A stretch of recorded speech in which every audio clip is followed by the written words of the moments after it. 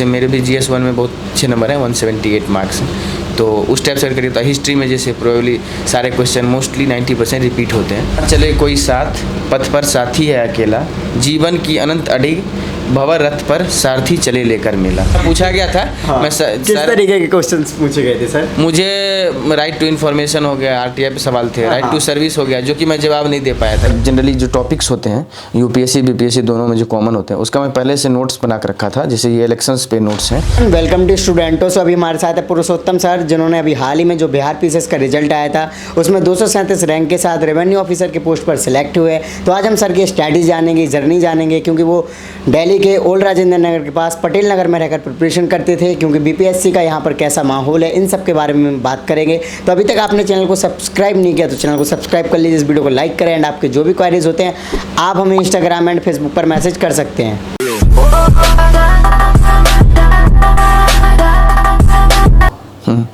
जैसे मैं अगर पॉलिटिकल साइंस का बुक देखूं तो ये OP गवा का बुक फॉलो किया था आइडियोलॉजी वाले पोर्शन के लिए।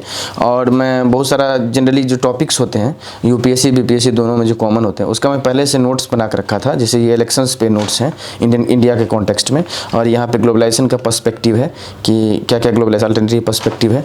इसी तरह और बहुत से WTO के यहाँ पे हैं डिबेट्स।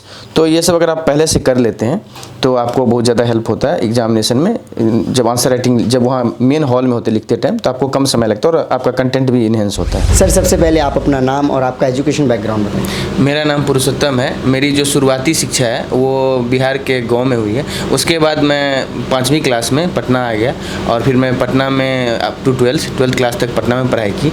उसके बाद फिर मैं प्रिपरेशन किया IIT JEE सब का। फिर उसके बाद मैं इंजीनियरिंग किया भुवनेश्वर से, मैकेनिकल इंजीनियरिंग में। फैमिली उसके बाद फिर मैं 2016 में यहाँ पे तैयारी करने आया, 16 के एंड में। तब से मैं तैयारी में था, बहुत सारे एग्जाम सब दिए, SBI PO सब, और लेकिन अंतिम रूप से किसी में चयन नहीं हो पाया। UPSC भी 1-2 बार दिया, लेकिन अंतिम रूप से किसी में चयन नहीं हो पाया। तो फिर BPSC तरफ मैं रुक किया, तो इसमें मैं ये दिया। ये मेरा BPSC में दूसरा प्रयास था। ओके, फैमिली बैकग्राउंड क्या है सर आपका? फैमिली बैकग्राउंड, मेरे जो पिता हैं वो पोस्ट मास्टर से रिटायर्ड हैं, और मेरी माँ जो है वो गृहिणी है, और मेरे जो भाई हैं वो बिजनेस संभालते हैं, और मेरी बहन हाउसवाइफ ही है। ओके, तो सर अगर हम बात करें आपकी जर्नी की, तो जर्नी कैसे स्टार्ट हुई? जैसे कि आपने बताया 2016 से आप यहाँ पर प्रिपरेशन कर रहे हो, तो कौन सी एग्ज़ाम दी और उनका क्या रिजल्ट रहा? शुरुआत में जब आया तो UPSC दिया 17 का। तो उसमें मैं UPSC का 1-2 चरण तक गया, लेकिन फाइनली उसमें सेलेक्ट नहीं हो पाया। और फिर एक बार और अटेम्प्ट दिया UPSC, उस बार भी नहीं हो पाया। फिर मैं BPSC फोकस कर गया कि मैं इसको पहले निकाल लेता हूँ, उसके बाद फिर मैं UPSC दूंगा। तो अभी BPSC में मेरा चयन हो गया है, अब मैं UPSC को अच्छा से दे पाऊँगा। ऐसे 1-2 और एग्ज़ाम दिए, SBI PO और CGL भी एक बार दिया, लेकिन उस समय नहीं हो पाया फाइनली, तो फिर मैं छोड़ दिया। उसके बाद फिर इधर आ गया, ज़्यादा उसमें नहीं। ओके, तो सर अगर हम बात करें आपका मोटिवेशन का सोर्स क्या रहा कि आप प्रिपरेशन करने आए या फिर इस जर्नी में आप?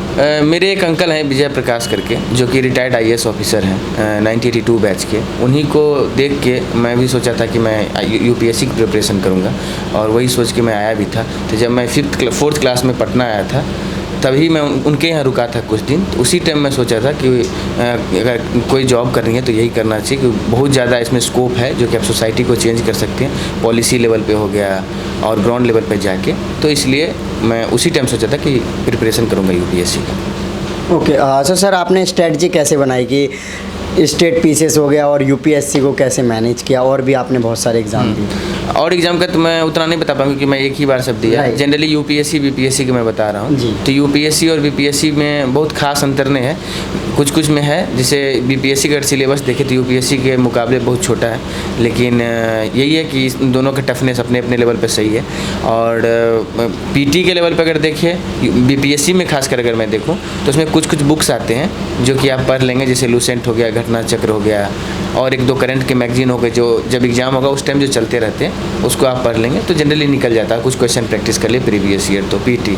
और BPSC का मीन्स का अगर देखें तो उसमें है कि बहुत सारे प्रीवियस ईयर रिपीट होते हैं सवाल। उसमें मैं आगे आऊँगा, मतलब सब्जेक्ट वाइज और पेपर वाइज, वो ज़्यादा बेटर रहेगा बताना। ओके, सो टाइम टेबल आप क्या फॉलो करते रहते हैं? जनरली टाइम टेबल मेरा है कि सुबह मैं थोड़ा लेट उठता हूँ, रात में लेट सोता हूँ, तो रात को जनरली मैं पढ़ता हूँ, सुबह उठता हूँ 9 o'clock के आसपास और सोता हूँ रात को 2 बजे के आसपास। दिन में मैं फिर 2-3 शेड्यूल बनाता हूँ कि 3-3 घंटा का स्लॉट या 2-2.5 घंटा का स्लॉट, उसमें मैं रखता हूँ एक बार ऑप्शनल, एक बार जीएस का पोर्शन, एक बार जीएस का जो 1-2 है, एक बार जीएस का 3-4। ये यूपीएससी के लिए। बीपीएससी के लिए क्या होता है, जब एग्ज़ाम आता है मेंस का, तो उससे 2 महीने पहले आप आराम से अपने अनुसार उसको कस्टमाइज़ कर ले कि कब क्या करना है। जैसे स्टैट का सवाल सब जनरली कंफर्म उसमें 72 नंबर आते हैं, अगर आप उसको सही करिए तो आपको बहुत अच्छा नंबर आएगा। जैसे मेरे भी GS 1 में बहुत अच्छे नंबर हैं, 178 मार्क्स हैं। तो उस टाइप से करिए तो हिस्ट्री में जैसे प्रोबेबली सारे क्वेश्चन मोस्टली 90% रिपीट होते हैं, तो उसका अगर अच्छा से बनाए हुए नोट्स सब तो आपको हेल्प करेगा। ओके सो सर, जैसे कि मैंने काफ़ी लोगों से मिला हूँ और सभी लोग ये बोलते हैं कि बीपीएससी अदर स्टेट के जो पीसेस होते हैं उनसे आसान है, तो आपको क्या लगता है, आप इस बारे में क्या बताएं? हाँ, वो जैसे अगर आप यूपीपीएससी का देख लें तो उसमें यूपीएससी की तरह 4 पेपर हैं, लेकिन बीपीएससी में 2 पेपर हैं, GS 1 GS 2। इस सेंस में बहुत लोग बोलेंगे थोड़ा आसान है, लेकिन इसमें GS 1 2 में ही वो तीनों जितने पेपर उसमें हैं मोस्टली पेपर इस दोनों में ही कवर कर लेते हैं। वो ऐसा नहीं कि कोई सब्जेक्ट छोड़ते हैं, वो लगभग सब पूछ लें। थोड़ा क्वेश्चन का लेवल कम हो जाता है, इसीलिए लोग बोलते हैं कि ये है, नहीं तो दोनों का टफनेस लेवल लगभग सब एग्जाम का अपने अपने जगह पर सही है। ओके सो सर, अगर हम बात करें इन एग्ज़ाम्स की प्रिपरेशन के दौरान, क्या सोशल जो लाइफ होती है उससे हमें दूर रहना चाहिए, फिर उसके साथ ही प्रिपरेशन करनी चाहिए? नहीं, ऐसा कोई ये नहीं कि आप एकदम बिल्कुल कट ऑफ हो जाए। हाँ, आप थोड़ा सा लिमिट कर सकते हैं, जैसे फेसबुक हो गया या ट्विटर हो गया या इंस्टा आजकल लोग चलाते हैं, इस टाइप के थोड़ा सा आप उसको लिमिट कर सकते हैं। पूरा कट डाउन मेरे लिए मुझे नहीं लगता कि सही है। पूरा कट डाउन से अच्छा है कि आप थोड़ा मोड़ा चला लें उसको आधा 1 घंटा, ताकि आपका फ्रेशनेस बना रहे और आप आराम से पढ़ें फिर। ओके सो सर, आपके हॉबीज़ क्या क्या रही हैं सर?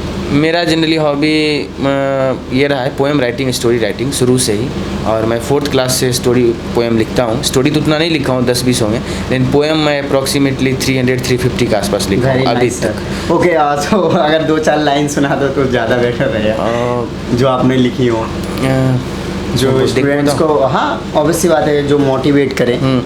जैसे मैं बहुत सारा लिखा हूँ, तो मेरे पास फ़िलहाल तो मोटिवेशनल वाला ही है जो डायरी मेरे पास है, और सारे पता नहीं घर पे हैं 2-3।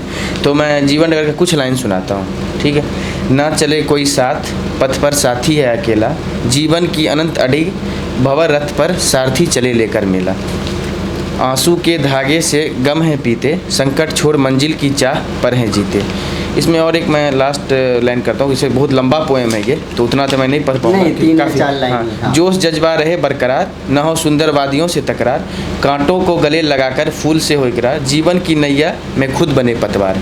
जनरली यूपीएससी प्रिपरेशन जो डिस्ट्रैक्शन है उसके लिए लाइन है, अगर आप ये वाला लाइन है। और अगर आपको जैसे लगता है कि कभी टिमल्चुअस काइंड ऑफ आपका जर्नी है कि कभी हो रहा है नहीं हो रहा है, तो उसके लिए भी इसी में मैं तीसरा जो पैराग्राफ लिखा उसमें है, पथ में जो आए कांटे खून के कतरों में है बांटे, फूली नहीं कांटों से भी दिल लगाते, समतल ही नहीं पग पहाड़ों को भी भाते। तो ये जनरली वही टिमल्चुअस काइंड ऑफ जर्नी जिनका है कि बहुत में नहीं हो रहा है, कहीं इंटरव्यू में जाकर छट रहे हैं, कभी मेंस में छट रहे हैं, उन लोग के लिए ये सब लाइन काफ़ी प्रेरणादायी रहता है कि हाँ भाई हम भी उठ सकते हैं, कर सकते हैं और बन सकते हैं। थोड़ा टाइम लग सकता है। ओके इसके अलावा कोई और हॉबीज़ थी सर आप फॉलो करते हो प्रिपरेशन में? अच्छा ये बताइए सर, प्रिपरेशन के साथ ऐसी कौन सी चीज़ें करनी चाहिए जो आपकी प्रिपरेशन को और इन्हांस करती है, पर्सनालिटी को काफ़ी इन्हांस करती है? जैसे मैं ये पोएम राइटिंग को तो मैं कंटिन्यू रखा हूँ। वो अलग बात है कि जब से प्रिपरेशन में आया हूँ 4 साल में बहुत कम पोएम लिखे हैं, 25-30 ही लिखे होंगे। जितने लिखे हुए हैं सब 11th क्लास तक ही लिखे हुए हैं या ग्रेजुएशन में लिखे हुए हैं, यहाँ पे कम ही लिख पाया हूँ। नहीं तो मैं कभी बार स्केचिंग करता हूँ और यही करता हूँ, यही 2 मैं हॉबी। ओके सो आपका ऑप्शनल और मीडियम क्या है सर? मेरा ऑप्शनल पॉलिटिकल साइंस है जी, और उसका ऑप्शनल का मीडियम इंग्लिश मीडियम है, और जीएस का भी मेरा मीडियम इंग्लिश मीडियम है। ओके सो सर आप पोएम्स वगैरह हिंदी में करते हो तो आपका हिंदी? हाँ, तो इसलिए पोएम मैं हिंदी शुरू से लिखता हूँ और इंग्लिश पोएम बहुत कम 1-2 लिखा हूँ, मुझे उतना इंटरेस्ट नहीं। और वहाँ पे मेरा मीडियम जो इंग्लिश है, क्योंकि मेरा जो एजुकेशन हुआ है वो इंग्लिश मीडियम में हुआ। ओके सो सर अगर हम मार्क्स की बात करें आपके मेंस वगैरह की और ऑप्शनल की, तो वो कैसे कितने थे? मेरे ऑप्शनल में पॉलिटिकल साइंस में 181 मार्क्स है आउट ऑफ 300, और जीएस में GS 1 में 178 है आउट ऑफ 300, और GS 2 में 138 है out of 300। Total marks return हो गए, इंटरव्यू का सर टोटल मार्क्स रिटर्न हो गए 497 आउट ऑफ 900, और इंटरव्यू में मेरे 65 मात्र हैं और आउट ऑफ 120।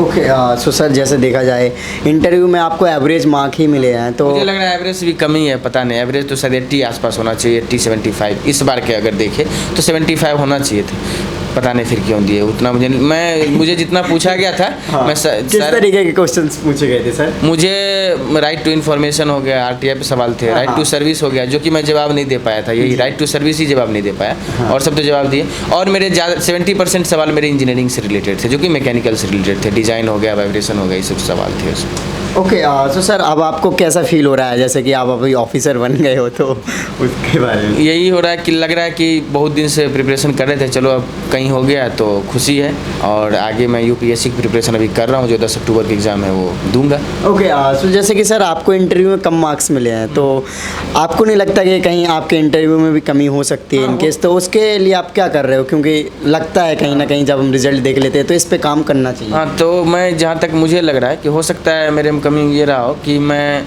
जो फिजिकल मॉक होता है वो दे नहीं पाया कहीं, चूँकि कोरोना कहीं खुला हुआ था नहीं, और ऑनलाइन मॉक 1-2 जगह दिया, लेकिन उससे मुझे उतना फ़ायदा नहीं मिला।